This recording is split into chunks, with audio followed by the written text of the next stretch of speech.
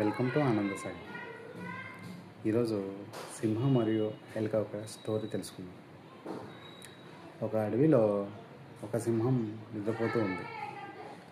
ఒక ఎలుక ఆడుకుంటూ వచ్చి సింహం పైకి ఎక్కింది.